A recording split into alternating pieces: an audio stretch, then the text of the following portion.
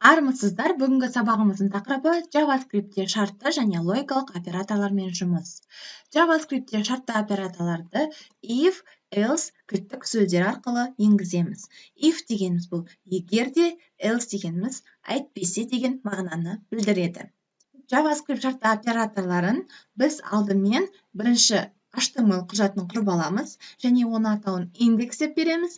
Екінші script.js деген файлды жеке құрып аламыз және осы файлды HTML құжатына енгіземіз. Оны script type, text JavaScript, source C бұл жерде қай папкада орналасқанын және атауын көрсетеміз. JavaScript шартты операторлары жайында біз мысалдарды қарастыратын болсақ, егер де біздің пайдаланушының жасы 18-ге толған болса, онда экранға 18-ге толған деген сөзді шығарамыз. Ал егер де 18-ге толмаған жасы кіші болатын болса, сіздің жасыңыз 18-ге толмаған деген сөзді экранға шығаруды қарастырайық. Ол үшін айтып өткенімдей, бірінші папканы құрайық. Осы папканың ішінде біздің барлық құжатымыз сақталсын. Папканың атауын сайт деп береміз. Енді өздеріңіз білесіздер, қалай папканы атауын беру керек екенін. Және Sublime Text бірден ашамын да, осы жерде HTML құжатын құрамын. Оны мен өзімнің сайт деп ашқан папкамда сақтаймын.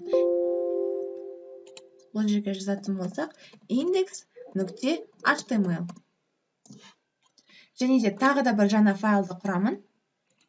Оның атауын script.js деп беруіміз керек. Script.js. Сақтадық. Енді мен сіздерге браузерде ашып көрсететін болсам, мінекей, менің сайт деген папкамның ішінде осы екі құжат сақталған. Және браузерде ашып көрсететін болсақ, ешқандай мән енгізілмеген. Бұл жерге енді барлығын жазатын боламыз. HTML құжатын құрамыз. Тап белгісін басатын болсақ, бізде HTML құжаты құрылады. Және осы жерге сайтымыздың атауы JavaScript болсын. Ctrl+S. Және мына JS файлымызды қай жерде орналасқанын, атауы қандай екенін HTML құжатымызға енгізуіміз қажет. Браузерде оқу үшін script. Бұл жерге source C. Атауы. Екеуі бір папкада болғандықтан тек қана атауын беремін. Егер де JavaScript басқа папкада орналасқан болса, бірінші папканың атауын, одан кейін барып ішінде файлымыздың атауын енгіземіз. Ctrl+S. Енді JS файлына өзіміздің шартымызды енгізейік. Бұл жерге комментарийді енгізіп қойайын. Шарт деп жазайық комментарийге. Комментарийді бұл браузер оқымайды. Айнымалын енгіземін. Бірінші бар кілттік сөзі. Одан кейін айнымалымыз жасқа байланысты болғандықтан age деп берем. 18 дейік. Пайдаланушымыздың жасы 18-де. Егер де пайдаланушы жасы 18-де болатын болса, онда экранға сіздің жасыңыз 18-ге толған деген сөзді шығарамыз. Ол үшін if жақша осы жерге шартымызды жазуымыз қажет. Age 10-18. 10 дегеніміз бұл 10 деген мәнді береді. Және де желі жақша экранға шығару alert. Тырнақшаның ішіне қазақша әріптермен сіздің жасыңыз 18-ге толған. Нүктелі түр. Ctrl+S. Енді браузерде ашып көрейік. Көріп тұрсыздар, бұл жерде бізге түсініксіз сөздер шықты. Бұл дегеніміз браузер кириллицаны оқымай тұр деген сөз. Ол үшін мета деген тегті қолданамыз. Мета charted UTF-8 бұл бізде кириллицаны оқуға өте көмегін тигізеді. Мінекей, сіздің жасыңыз 18-ге толған деп экранға шығарды. Ал егер де пайдаланушының жасы 17-де 18-ге толмаған болса, не істейміз? Бұл жерде бізге else деген кілттік сөзі қажет. Жазамыз. Енді бұл жерде бірінші жасын өзгертейік. Клиенттің жасы 17-де. Else.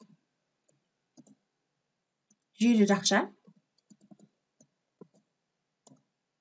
Alert. Alert енді көріп тұрсыздар, браузерге бізге шығарып береді. сіздің жасыңыз 18-ге толмаған. Нүктелі үтір.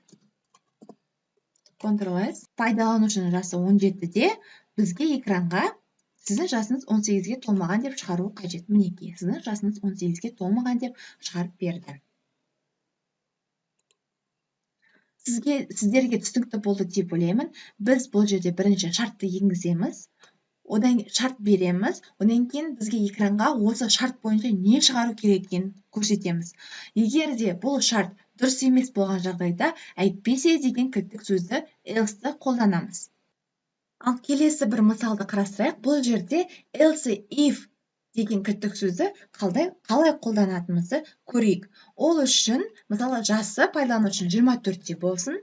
Бұл жерге жазамыз енді else if деген кілттік сөзі қажет. Және де else if-те тағы да бір шартты тексеру қажет. Егер де оның жасы 24-те болатын болса, экранға бізге осы жерде экранға alert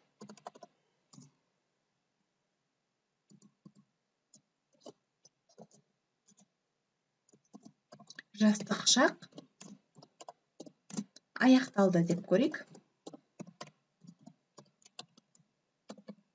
Нүктелі үтір. Және де мына жерде бізде else қалады. Else if-ті біз if және else деген кілттік сөздердің арасына жазамыз. Бұл өзі жеке жазылмайды. Else if деген сөзіміз. Бұл жерде ашылады. Және шартымыз жабылады.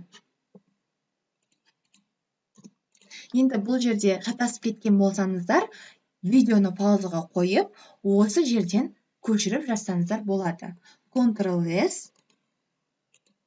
Жастық шақ аяқталды. Көріп тұрғаныңыздай, бұл жерде мен if деген кілттік сөзді қалай қолдануды көрсеттім, және де else. Егер де тағы да үшінші шартты тексеру қажет болған жағдайда, немесе бірнеше шарттарды тексеретін болсаңыздар, else if деген кілттік сөздерді осы if және else деген шарттардың арасына жазасыздар. Else if деп. Егер де қазір бұл жерде пайдаланушы жасы 18-де болатын болса, маған экранға сіздің жасыңыз 18-ге толған деді. Ал егер де пайдаланушының жасы 17-де болатын болса, сіздің жасыңыз 18-ге толмаған. Егер де пайдаланушының жасы 24-де болатын болса, жастық шақ аяқталды. JavaScript тілінде шартты операторды қолдану арқылы шағын бағдарлама құрдық.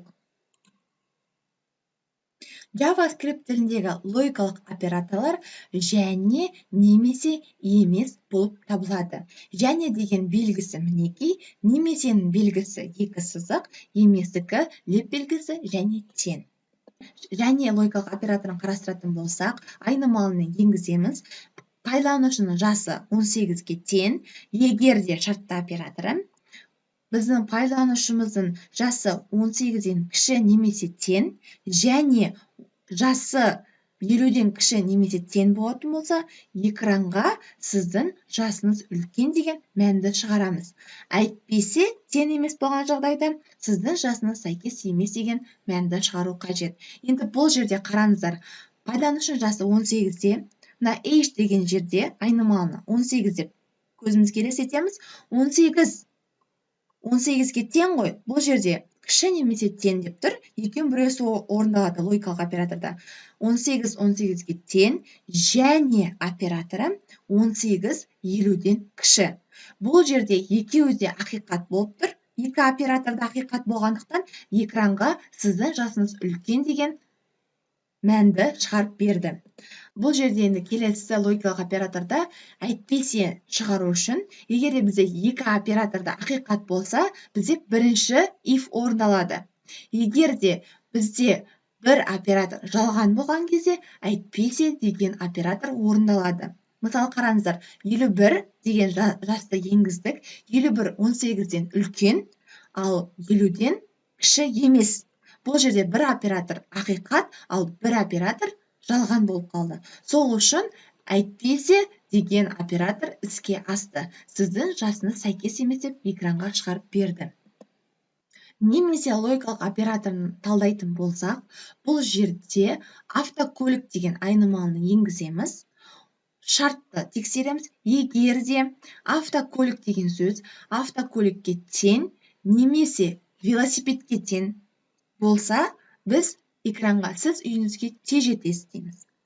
Әйтпесе, бұл үйге баруға ұзақ уақытты алады. Енді қараңыз, бұл жерде операторлардың ішінде біреуі болсын ақиқат болған жағдайда бірінші алерт экранға шығарылады. Сонда автокөлік, транспорт деген автокөлігіміз автокөлік сөзіне тең немесе велосипед деген сөзге тең болатын болса, біз мына бірінші операторды экранға шығарамыз. Көріп тұрғаныңыздай автокөлікке тең, онда бірінші оператор орындалды. Келесі, жаяу деген сөз енгізетін болсақ, бұл жерде ешқандай операторға тең емес, сол үшін бұл үйге баруға ұзақ уақытты алады деген әйтпесе операторы іске асты. Тапсырмасы осы видеода көрсетілген мысалдарды қайталап орындап шығу. Осымен сабағымыз аяқталды. Сау болыңыздар.